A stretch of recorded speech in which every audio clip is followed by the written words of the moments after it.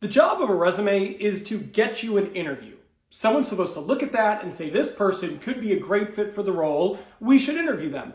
It shouldn't be to cost you an interview. And that is why you need to avoid these resume mistakes at all costs. In today's video, I'm going to give you a handful of mistakes that people make every day on their resume that literally cost them an opportunity to interview for a job. Let's go. The first mistake is a resume that is full of fluff. What you need to do is you need to trade in over-polished words and generic resumes for actual details of what you've done, projects, and achievement.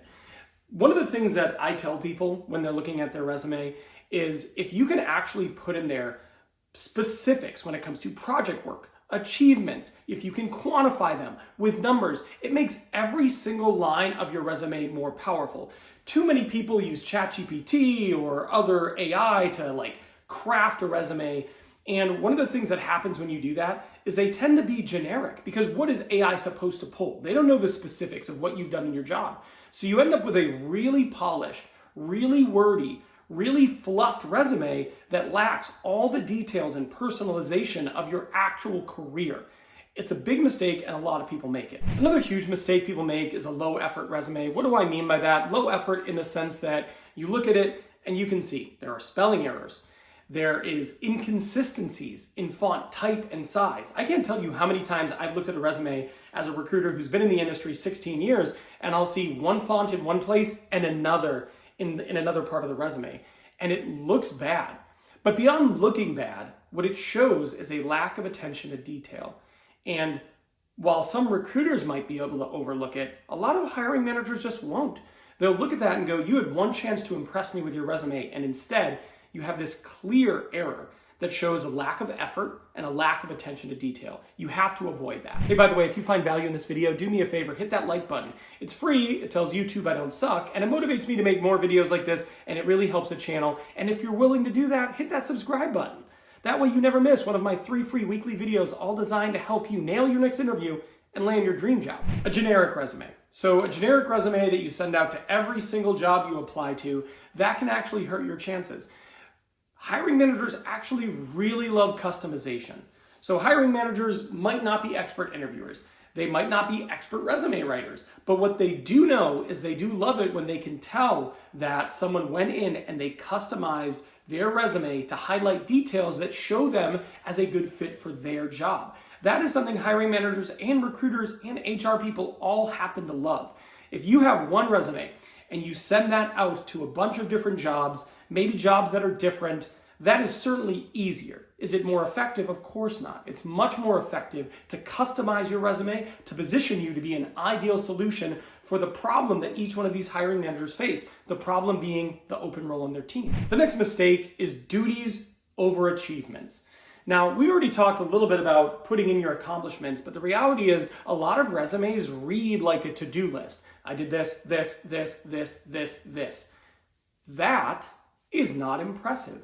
What really does impress is when you can quantify your impact. You can talk about the things that you did, and then what was the difference you made? What was the success of the project? What were some of the actual tools like stats? If there's any way for you to put an additional level of specificity in terms of what you achieved, what you accomplished, what you did, you should put it in there. If you just have blank statements or sentences that really don't achieve anything in terms of informing them of your actual day-to-day and achievements, you're not helping yourself. In most cases, it is actually a waste to use a cover letter. People do not read them. I always tell people that you should only use a cover letter in a handful of examples.